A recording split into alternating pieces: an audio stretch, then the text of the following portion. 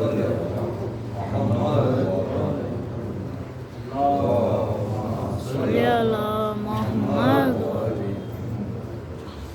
باللہ من الشیطان الرجیم بسم اللہ الرحمن الرحیم۔ برنامہ انس قرآن چوتھا پارہ سورہ نساء کی 3 آیتیں ہم نے پڑھی تھی اور آیت نمبر 4 آج پڑھیں گے۔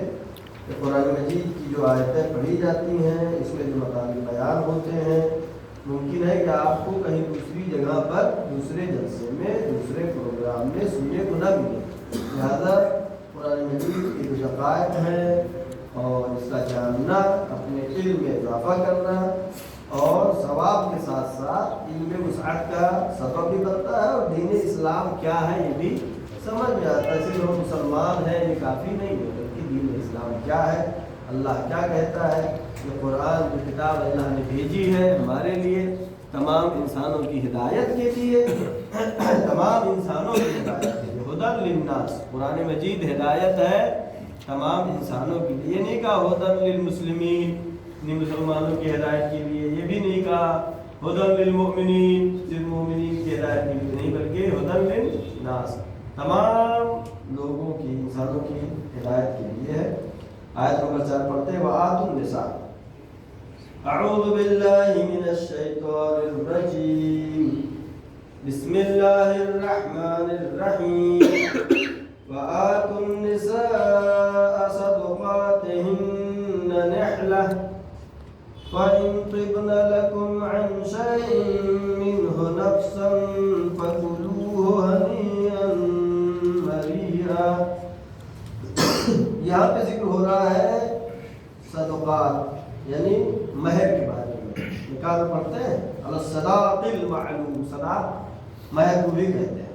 وآتوا النساء، اللہ کہہ رہا ہے اپنی بیویوں کو مہر ادا کرو، صدقاتہن نحلہ، پورا مہر ادا کرو، لیکن فإن طبن لكم عن شيء منه، اگر وہ اپنی مرضی سے اپنی خوشی سے مہر کو معاف کر دے، جو اکثر بزرگان کی توقع رہتی ہے، اکثر لوگوں کی توقع رہتی ہے، اگر زوجہ اپنی خوشی سے فإن طبن لكم عن شيء، کچھ جو ہے مہر کا حصہ اپنی خوشی سے معاف کر دے، فَكُلُوهُ هَنِيًّا مَرِيًّا، کھاؤ آرام سے، تمہارے لیے وہ حلال ہے اگر بیوی معاف کرے۔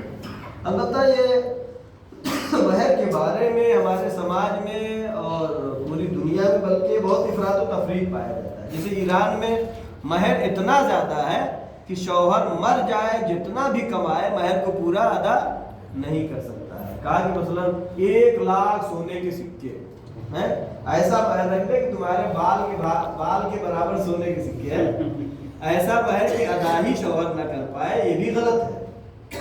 اور ایسا مہر رکھنا کہ جو بہت ہی تھوڑا ہے، یہ بھی غلط ہے۔ البتہ روایات میں ہے کہ عورت کی خوش قسمتی اور اچھی بات یہ ہے کہ اس کا مہر کب رکھا جائے، لیکن مہر کا فلسفہ کیا ہے جو مفسرین نے بتایا؟ مہر کس لیے رہتا ہے؟ کیونکہ مرد جو ہے قوی ہے، طاقتور ہے، خدا نخواستہ طلاق اگر ہو جاتا ہے تو مرد اپنا سماج میں کما لے گا، بنا لے گا، کچھ بھی کر لے گا، لیکن عورت ضعیف ہے، عورت کی سماجی حیثیت کم ہو جاتی ہے، وہ بات نہیں رہتی ہے، دوسری شادی اگر اس کی ہو، طلاق ہوتا ہے تو اب مہر کا پیسہ ایسا نہیں کہ گھر والے لے رہے ہیں، مہر کا پیسہ اس لڑکی کا ذاتی حق ہے، یہ اس کا حصہ ہے، اور اس کو اتنا کم نہیں رکھے۔ مثلا کسی نے کہا کہ 1,500 روپے، ٹھیک ہے، کیش آپ کچھ دیجئے، 10-15 ہزار کیش دیجئے، 2-4 لاکھ 10 لاکھ 20 لاکھ مہر قرض رکھے کہ اگر طلاق کی نوبت آتی ہے تو یہ پیسہ اس کی زندگی کے کچھ حصہ چل سکے، اس کے کچھ کام آ سکے۔ لہٰذا نہ کسی چیز میں افراط صحیح ہے، نہ ہی تفریط صحیح ہے۔ نہ تو ایران والی افراط ہے کہ اتنا مہر رکھ دے کہ شوہر مر جائے طلاق ہی نہیں دے سکتا چاہے یہ تو، البتہ طلاق دینا مطلب نہیں ہونا چاہیے۔ وہاں پہ غرض کیا ہو جاتی ہے؟ یہ غرض بہت اہم ہے، غرض بہت اہم ہے۔ مثلا وہاں پہ اس لیے اتنا مہر رکھتے ہیں تاکہ شوہر طلاق نہ دے، وہ نکاح ہوتے ہی طلاق کا تصور نکاح ہی تو طلاق ہوئی ہوگا، جو تصور ہی غلط شروع میں ہے۔ لیکن اگر یہ تصور ہو کہ مہر دیا جائے کہ اگر خدا نخواستہ طلاق ہوتا ہے تو اس کی زندگی کا کچھ زمانہ اس پیسے سے گزر سکے، اس مہر کے پیسے سے، یعنی جب تک مہر شوہر پوری ادا نہیں کرے گا طلاق نہیں ہو سکتا ہے۔ طلاق اسی وقت ہو سکتا ہے شوہر جو ڈریں گے کہ زیادہ مہر مہر نہ رکھے. حالانکہ یہ جو خدا بند عالم فرما رہا ہے معاف کر دینا. مثلا کسی 1,500 روپیہ اگر رکھا پھر بیوی کہے کہ ہم نے اس میں سے 500 روپیہ معاف کر دیا, کون سی خوشی ہے؟ کیا کھائے گا کیا پیے گا؟ آیت کیا کہہ رہی ہے؟ وَآتُوا النِّسَاءَ صَدُقَاتِهِنَّ نِحْلًا, اپنی عورتوں کو اپنی بیویوں کو مہر کا پیسہ پورا پورا دے دو. لیکن اگر نہیں دے پائے, ایسے گزرتا رہا, فَإِنْ تِبْنَ لَكُمْ عَنْ شَيْءٍ مِّنْهُ, اگر وہ اپنی مرضی سے کچھ مہر معاف کر دے, فَكُلُوهُ هَنِيئًا مَرِيًّا, اس کو خوشی سے کھاؤ, آرام سے کھاؤ, یہ تمہارے لیے حلال ہے, کوئی پرابلم نہیں ہے. لیکن اس آیت سے ہم نتیجہ کیا لے رہے ہیں؟ نتیجہ یہ ہے کہ اتنا ہو کہ معاف کرے, کھاؤ پیو خوش رہو, نہ کہ 1,500 روپے. نہ ہی افراط صحیح ہے, نہ ہی تفریط صحیح ہے. ہمارے یہاں بجائے اس کے مہر کا پیسہ بڑھایا جائے, گھوڑا جوڑے کا پیسہ بڑھایا جا رہا ہے, یہ بھی غلط ہے. گھوڑا جوڑے کہیں اسلام میں ذکر ہی نہیں ہے. مہر کا تذکرہ قرآن میں ہے کہ مہر جو ہے عورتیں اگر اپنی بیویوں کو معاف کر دے تو ان کے لیے حلال ہے. وہ نکاح میں آپ یہ کرتے نا, مہر لیتے نا, اس میں لڑکے کا مہر لکھنا مجھ سے. ہاں مہر لیتا نا, جوڑے لیتا نا, وہ بھی یہ کرنا مجھ سے مینشن کرنا. ہاں مہر جو ہے مہر ایک معین ہونا چاہیے, مہر کا تذکرہ ہونا چاہیے, مہر کا پہلے سے طے ہونا چاہیے. یہ نہیں کہ وہاں پہ نکاح پڑھنے آئے تو جو لڑکی کا جو عقد تھا اس کے والد کہہ رہے ہیں فلاں صاحب سے پوچھے, مجھے نہیں معلوم, ہمارے دوست ہیں ان سے پوچھیے. یہ نہیں ہے مہر. مہر جو ہے ایک قیمت ہونی چاہیے ایسی کہ اگر خدا نخواستہ طلاق ہو جاتا ہے تو کچھ دن اس کی زندگی گزر سکے. 1,500 روپے کچھ ہونے والا نہیں. البتہ ساتھ ساتھ یہ بھی تاکید میں کر رہا ہوں, روایات میں ہے کہ زیادہ مہر نہ رکھو. کئی معلوم ہے کہ مہر اتنا رکھ دیا کہ لڑکا اتنا کما ہی نہیں پا رہا ہے کہ شادی کرے. جو عراق میں پرابلم اس وقت آ رہی ہے. کیا پرابلم آ گئی ہے؟ اتنا زیادہ مہر رکھ رہے ہیں کہ لڑکا اتنا کما ہی نہیں پا رہا. لہذا کسی چیز کا افراط بھی صحیح نہیں ہے, تفریط بھی نہیں صحیح ہے. بہت زیادہ مہر رکھنا بھی صحیح نہیں ہے, اور بہت کم بھی رکھنا صحیح نہیں ہے. یہ تو مہر کا تذکرہ اور بھی آگے تفصیل کے ساتھ آئے گا. اب آیت نمبر 5 پڑھیں گے. وَلَا تُؤْتُوا السُّفَهَاءَ أَمْوَالَكُمُ الَّتِي جَعَلَ اللَّهُ لَكُمْ قِيَامًا وَارْزُقُوهُمْ فِيهَا وَاكْسُوهُمْ وَقُولُوا لَهُمْ قَوْلًا مَّعْرُوفًا.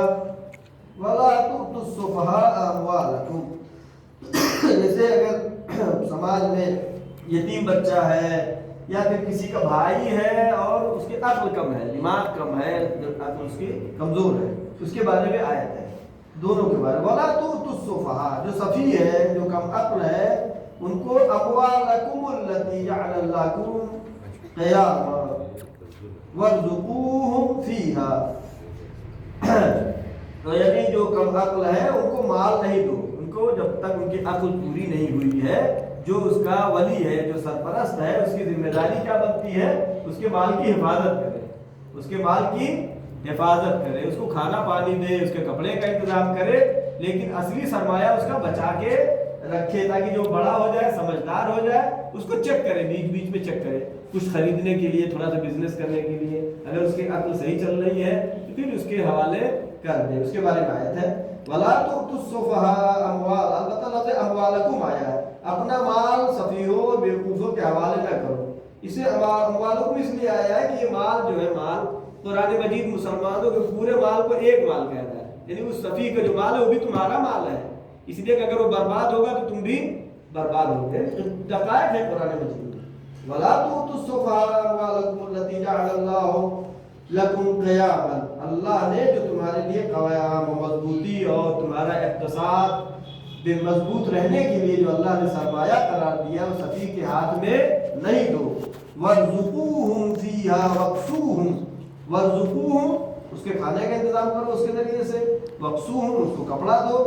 وَقُولُوا لَهُمْ قَوْلًا مَّعْرُوفًا. یہ بہت اہم بات ہے. وَقُولُوا لَهُمْ قَوْلًا مَّعْرُوفًا. ان کے ساتھ نرمی سے, پیار سے, محبت سے بات کرو.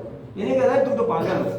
اگر جو خود ہی پاگل ہے اس کو اور آپ پاگل کہہ دیں گے تو اور ہی وہ پاگل ہی ہو جائے گا. نہیں تم بالکل ٹھیک ہو, کوئی پرابلم نہیں ہے.